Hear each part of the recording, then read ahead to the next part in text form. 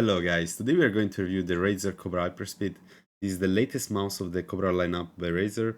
In the past, Razer released the Cobra Pro, which is a 75 grams mouse, and the Cobra Wired, which is basically the Viper Mini with really minor shape changes. Um, as you probably know, the community has asked for a long time and me included for a Viper Mini wireless, which did not cost around 300 euros. So I really wanted to try the Cobra Hyperspeed. And I have to say, this mouse is great, but there are some issues with it. The first issue is that the mouse costs 120 euro and it basically comes only with the dongle, the cable, and the mouse. There are no grips, no extra skates, which doesn't feel right at 200 euro price tag. In terms of shape, it is the same like the Cobra Wired, which was expected, and there are minor changes with the coating. The texture of the Cobra Hyperspeed feels slightly more premium, but in general, in terms of grip, it's extremely similar to the Cobra Wired. And in general, if you have sweaty hands, it's gonna be really hard to find a grip with this mouse. It will feel very slippery. In terms of weight, the mouse weighs around 62 grams, but when you remove the bottom plate, it goes down to 59, 60 grams. I have to say that in general, this mouse feels quite dense compared to other mice. It's probably because the mouse is a small mouse, and in general, it's not very well balanced. It feels kind of back heavy. I think it's very noticeable. Like when I pick it up from the middle, it goes backwards. Um, and to be honest, this feels kind of disappointing. I wish the mouse was 50 grams and didn't feel so back heavy.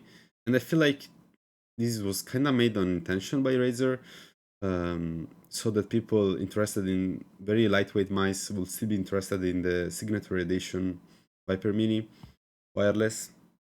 So I kind of feel disappointed in this regard. A good change in comparison to the Cobra Wire is that the mouse now use the Gen 4 optical switches, which feel way lighter than the Gen 3, and the clicks actually have a pingy sound to them. So for me, this is a very good change, as I felt like the Gen 3 was slightly too heavy for me. So, but I really enjoy the Gen 4. I would say in terms of actuation force, they are very similar to the Japanese Omrons, maybe slightly heavier, but I would say around 50 grams actuation force, if I had to guess.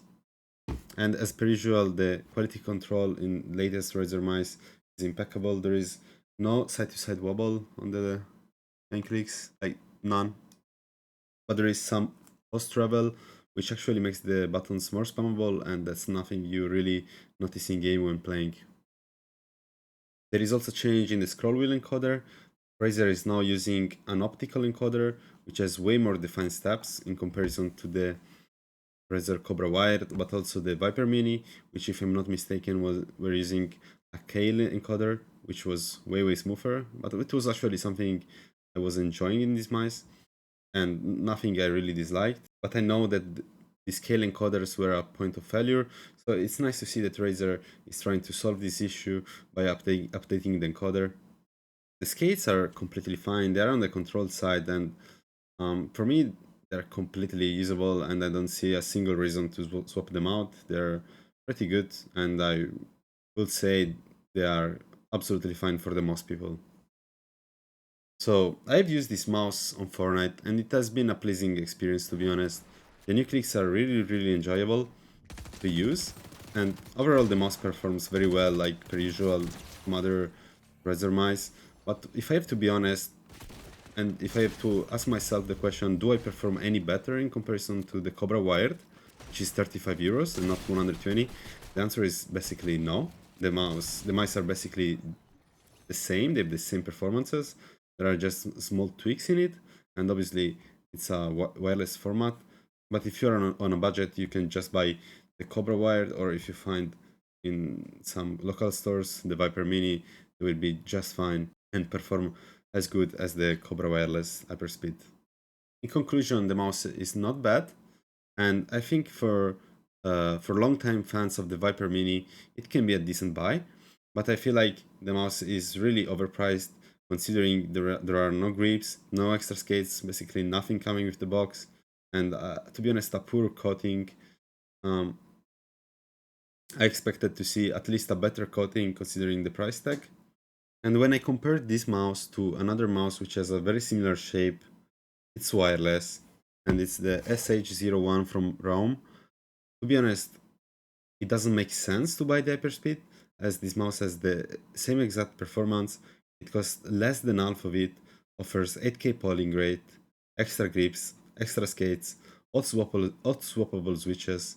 It's basically a no-brainer to buy this instead of the Cobra Hyperspeed. So yeah, this was my review of the Cobra Hyperspeed. If you have enjoyed it and appreciated my honesty, leave a like and a subscribe, and see you in the next one.